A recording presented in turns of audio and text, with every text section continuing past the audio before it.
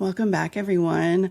I am super, super excited to have with me today Angela Santomero to talk about what she learned creating Blues Clues and Daniel Tiger's and her new series, which I'll let her talk about as well, and what we can take away from that in parenting our own kids and educating our own neurodivergent kids. How do we interact with them in a way that engages and also teaches skills? And I know we're going to get to so much good stuff, but Angela, will you start by letting everybody know who you are and what you do? Sure. I'm Angela Santomero. I have a master's in child developmental psychology and create educational media. Blues Clues was my first show. I come from a family of teachers, and so I wanted to educate through media. Then I did Super Y and Daniel Tiger's Neighborhood, and my newest is Princess Penelope's Purse of Preposterous Things. Which is a mouthful, but I love it. I want to start this conversation by really talking about the format that you have used over the years in creating these characters in the television programming for children. I remember my kids are 27 and 23. My 27-year-old daughter is like so crazy excited that I'm talking to somebody about Blue's Clues because that was the thing when she was younger. And I remember that it felt different to watch that show than some of the other kids programming.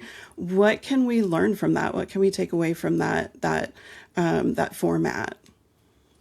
Yes, thank you for saying that because the interactive format is probably my trademark, I think, but it's also the most important with regard to practicing the skills that we put into the foundation and the curriculum of the Mm, show. And it allows kids to play. It's that ping pong in child development or in developmental psychology where you're having a conversation and you're pausing long enough for somebody to interact back to you, and then you're adding to that conversation. And so when we were first thinking about Blues Clues, what Nickelodeon wanted was a game show. So the mm, idea of a game show for little ones, and I had been trying to get education into Nickelodeon, was this idea of this interactivity, this playing, this like I pitched it as a hide and seek kind of mm. phenomena. But then we did all the kindergarten readiness skills. And what we found with our summative and longitudinal research is that kids are literally practicing those skills. So kids who watched Blue's Clues, Daniel Tiger's Neighborhood, Super Y, all scored statistically significantly better on standardized tests than kids who didn't watch. Wow. And so those concepts were being mastered, which we are so proud of. Yeah, and what strikes me is maybe problem solving skills most of all. And I remember, and I watched some clips of your new program too on YouTube, and just that asking the child for their input, like just knowing they're there and asking for their input and asking what maybe they would do, right? Doesn't that also help to foster those problem solving skills? Yeah, absolutely. Princess Penelope is all about critical thinking skills and creative thinking skills, right? So the idea that that's what I feel that preschoolers need now for when they're 20s, right? Like we don't really Mm, know what exactly they're going to need, but we know they're going to need to think critically, to yeah. know that there's always a solution to the problem, to problem solve with kindness. And so this back and forth and Penelope leaning into you and waiting a specific amount of time so that you can think through the question and formulate an answer and come back is really important. And the resilience of there's, a new episode where Princess Penelope doesn't get it right on the first or second try. And Mm, so she continues to try. And there's no real, I'm not showcasing that there are wrong answers, but there are different answers for what it is that you're looking to do. And so I think that's also such an important aspect of problem solving. mm-hmm. You've said that kindness isn't soft, that it's actually a superpower. Can you talk to us a little bit more about that? Because I do like when I read that, I thought, wow, we do think of kindness as this soft and gentle thing. How else can we reimagine it? Yeah. So being nice and being kind are two different things. And sometimes the Mm, idea of being kind is a little bit radical because sometimes we need the constructive criticism in order to get the best results in terms of that level of kindness. And so, for instance, for the how I translate that to littles is the idea that Princess Penelope doesn't want to change our fire breathing dragon. She wants to use his fire for good. How can you do that? So, this idea that you're choosing compassion and kindness to help solve a problem by not changing somebody else, like that's an active kindness that. solution. Yeah. And you mentioned creativity. Can you talk to us a little bit about how we can harness, maybe as parents or educators, how do we harness creativity to help to build skills, to help to foster kindness, to, you're talking about the dragon and thinking of different ways that that might be a benefit. Like, that's really what we need as parents of neurodivergent kids. So, how do we do that? How do we integrate that in our day to day lives? I think there's so many answers to that question, but I think the first one is that idea of the fantasy reality and embracing the joy and the metaphor and the leaning into what kids are finding exciting or interesting, and letting them talk, letting them have the wrong answers, letting them be imaginative and creative and thinking through something before we correct them, right? Like we want them to try pulling. I've been hearing that parents are giving kids Ziploc bags and pulling things out, or paper bags and pulling things out and being like, now what do we do? And like there's no wrong answer really for how we're going to use tape to solve something. So the idea of just kind of flexing that muscle and realizing that it might not be, obviously we're not teaching kids to go and deal with a fire breathing dragon, right? We're using that as a metaphor to Mm-hmm. help kids do things in the real world, but we're doing it in a way that we're speaking their language of play. Mm-hmm. And how do we help them to think differently? How do we sort of, what you're talking about is letting kids lead, but of course, we also have this role of guidance. So, how do we help to guide them into thinking about maybe this thing that they pulled out of the bag in a totally different way without really leading them? Yeah, it's a scaffolding that we love so much, and teacher led play. So, meaning we're not doing it for them or answering the question, but we're adding a little bit of information or we're adding a little bit of a scaffold to hold them up. And so we're like, oh, well, what else could we do with that? Or, that's really sticky. Is there something that we could, stick to it? So you're adding the expressive vocabulary, or adding a little bit of a thinking moment in what they're already doing. And so we're doing that scaffolding. And, our shows are so repetitive for a reason. And the repetition obviously is the key to learning for all kids. Yeah. But also the idea that we're repeating and elevating. So every time we repeat, we're scaffolding that information a little bit.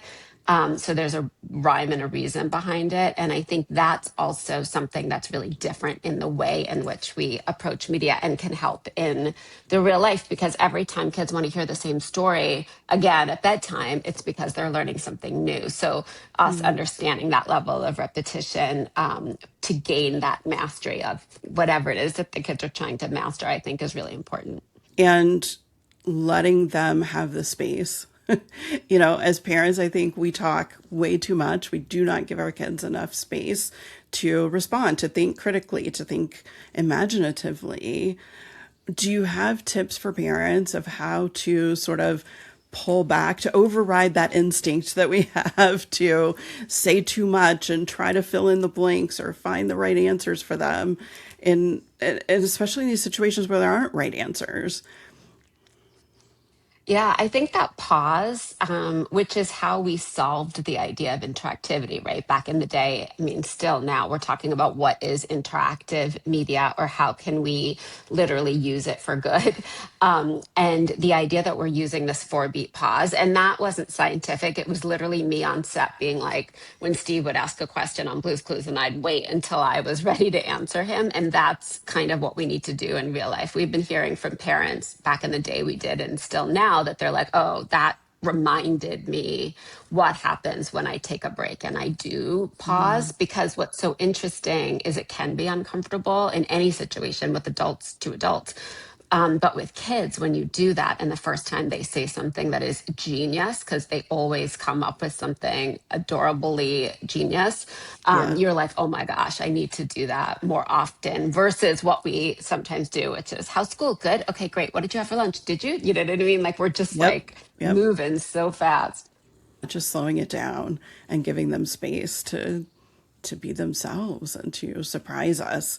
We lean on those assumptions that our kids aren't going to have the answer. They aren't going to know what to do, or maybe they won't have the answer that we think they should have, right? All these things that get in our way of just letting them be themselves and discover themselves. I love that.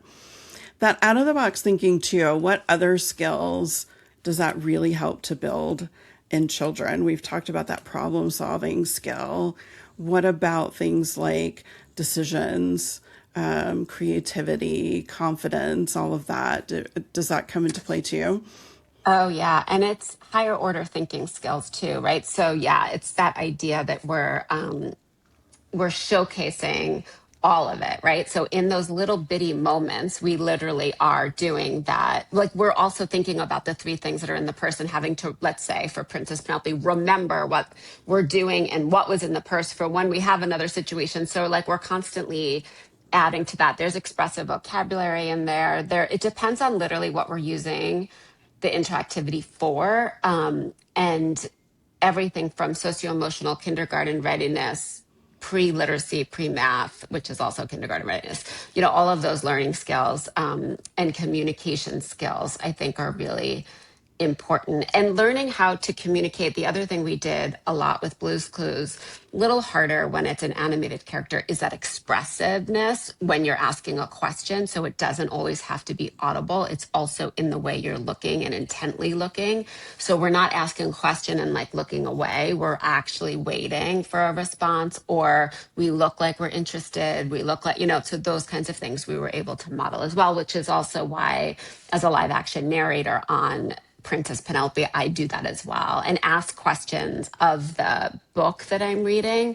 And that is based on a study, Whitehurst study, that did to teach parents how to read to their kids with that level of pausing and that level of follow up question, which is the same kind of methodology that we put into the shows.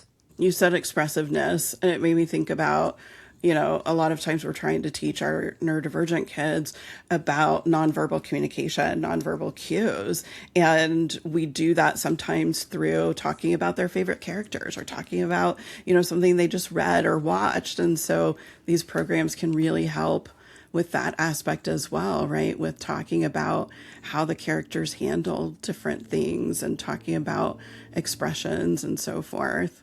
I love that. It's a little easier, right? Daniel Tiger, especially, there was a disappointment episode, the first one, which is when something seems bad, turn it around and find something good. And because he's an animated tiger, it is so much easier for the kids to kind of bring that in, and realize how that affects them in their real life. And so we've heard from a mom who said their son was getting very upset every time the cheese on the pizza would kind of slide off, and he sang himself the strategy in order to put it back. And she couldn't figure out how to fix that. Like, how do I help with that level of perfection and needing things a certain way? And watching Daniel Tiger deal with it actually made a little bit of a connection. And so that, I think, is so important, because sometimes we don't talk about their fantasy and their play at the dinner table Mm-hmm. because we think it's trivial, or we think that we want them to be focused in reality, but they're using it as a bridge to reality, especially at this preschool age. And sometimes as they get a little older, it's also easier to watch animated shows than live action. So I think using it to our advantage is a great thing. It's a great tool. Yeah, there's so much packed into these programs, more than I even realized. So much more thought and leaning on the research and all of these things that, as parents, we should watch some of this programming with our kids. And when we do that, we can also learn how to approach building these skills in these different ways, how to take that pause, like you were saying.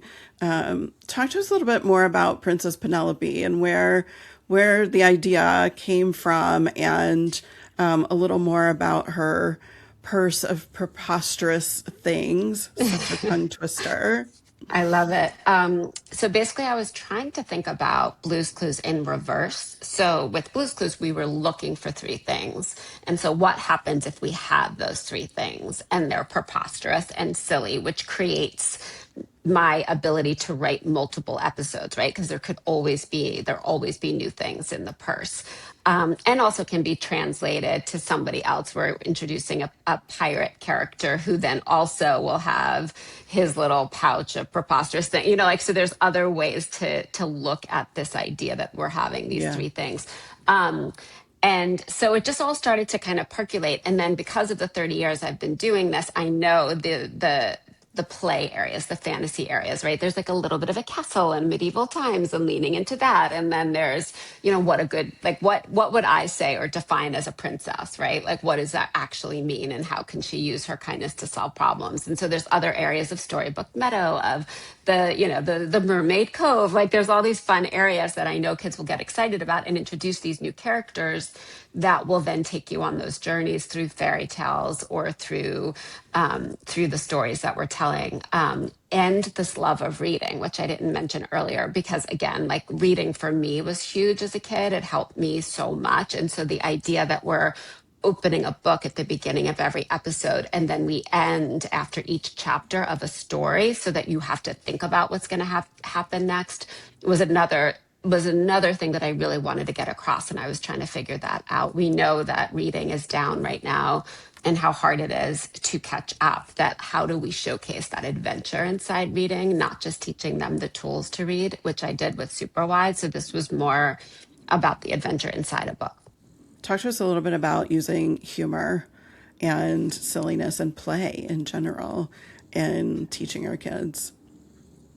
Yeah, I love using the expressive vocabulary in the vocabulary in a different way. So the idea that things are silly and comedic and surprising and curious is this word preposterous, right? When my oldest was 3, she would, have her little meltdowns, and I was like, "Well, I guess it's your prerogative, to think." And she was like, so, there she is as a 2.5, 3-year-old using the word prerogative. And I just think that once it makes sense to them, they just own it, right? So Yeah. preposterous is going to make sense to them over and over and over again. But silliness and joy and being surprising is so much fun to get them invested, to get kids invested in something and to realize they can diffuse with humor, realize they can try something. And even if it's wrong, it's silly, like that kind of building resilience and competence, I think in the humor and the silliness would happen. So it's inherently in the show. In the books, also we add so many visuals to add to that experience, because we also know it's cuddle. Like I like to say it's cuddle TV when you're watching something, but Mm. we know when you're reading it's cuddle time. And so the idea that parents will be also leaning in, so we add even more of that in the books. I want to talk a little bit more still about imagination and how can parents lean more into it. Like we can provide the opportunity to read books like yours, to watch programs like you're creating. What else can we do in our regular, like everyday life to really just lean into more of that imaginative play? We have so many things that we need to get done, right? And we have so many places that we need to be, and we have to be there at a certain time. How do we sort of take the pressure off Yeah, and that's a great put this in? Yeah, no, it's a great question. There's a couple things. Like one would be in the play corner, right? I used to what we've been told, take the old toys that they're not playing with, or items, right? Like dress up items, and take them from the bottom and put them in the top. So there's always something new to look at, and that's going to add the imagination, right? So it's like you're just kind of resurfacing and re-putting. And then it is not being embarrassed to lean into the play. Like when we would go to Costco, we would call it that we were on some sort of pirate treasure hunt for the snacks, right? Because then that was what they were invested in seeing when there was another little, what is that called? When they give you the little, Little samplers samples. and Yeah. little samples. And they were so excited. And so, of course, they would go around the entire store with that. So it's like those kinds of things of leaning in to reinterpret a situation. Me saying, let's go, let's go, let's go, let's go, we have to go to school is never going to work, as opposed to literally creating some sort of, adventure to why we need to get there, or the adventure of hopping into the car to race to, you know what I mean? Like just creating Hmm. a story about the situations if we can. Like, look, like we're all so busy and so much to do, but leaning into how they think will totally help with everything. We did an Amelia, I think it was Amelia Bedelia. No, maybe it was a different book where when my daughter was having nightmares, we put a little magical potion to do the no dream, the no nightmare thing, and Hmm. it's just that power of, you know, what is it called when you're like hoping for something to happen? It's going to come to me after our podcast, but Yeah. basically that kind of thing where we're leaning into the play, self-fulfilling prophecy. That's what I was thinking of. Yeah, yeah, yeah, yeah. And we can use it too to help kids regulate, right? To regulate their nervous system.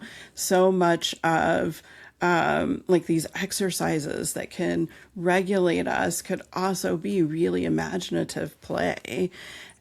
Is there any of that interwoven into Princess Penelope? Have you Yeah. looked at regulation too?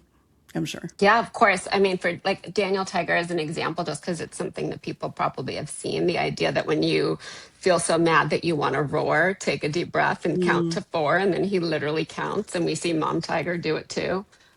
Same thing for Penelope and her rituals and what she does and how she thinks about a problem and how she leans in to do it. Taking a beat as opposed to reacting right away.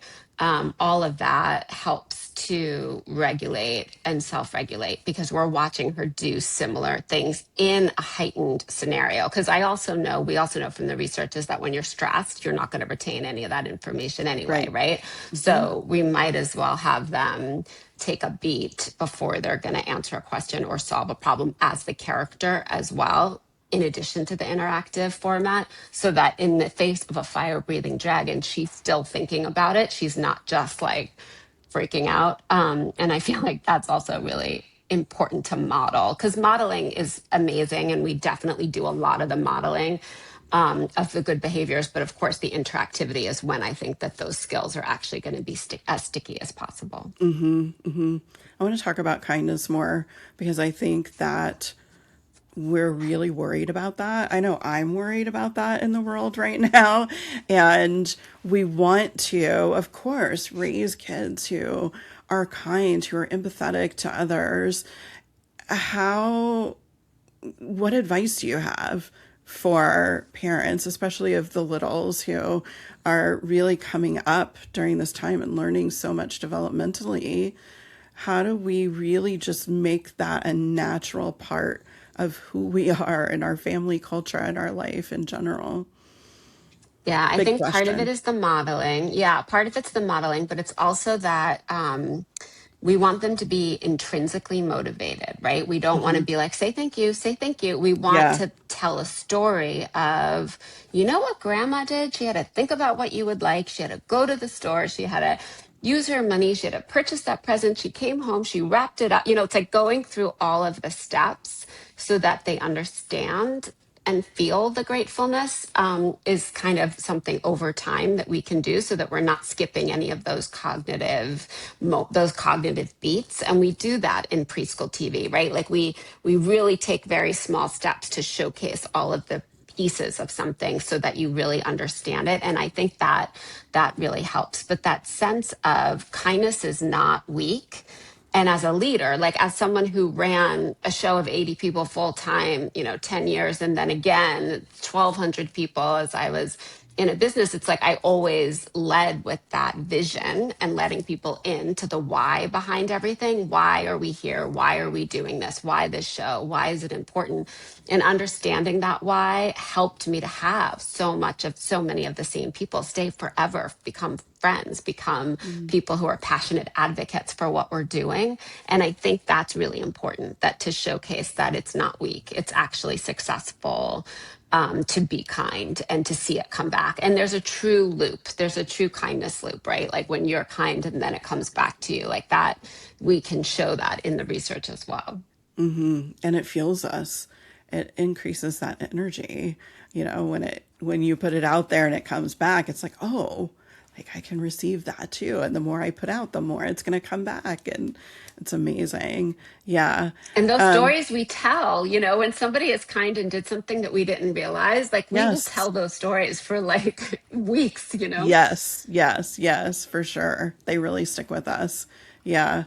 And you mentioned like slowing down, and I just wanted to kind of highlight that that's really a good strategy, not just for the littles, but for like, even if we have teenagers, young adults, tweens in middle school, whatever it is, like slowing things down, giving them space is a really powerful strategy to give them the room to develop these skills. It's never too late, right, to develop these skills. Never too late. No. And I have to say, like, it hit me once when we were rushing to get the kids out for a holiday, a family holiday, and I wouldn't even stop to take a photo, a family photo before Mm. going to an event. And I was like, I'm an adult who talks about this all the time. And yet it was more important for me to get there, at a certain time than it was to take 2 seconds to take a family photo and then I don't have it. It's like that kind of thing of like that reminder of what is the most important thing. And once we let Yeah. go of what other parents are going to think or do what's best for our family,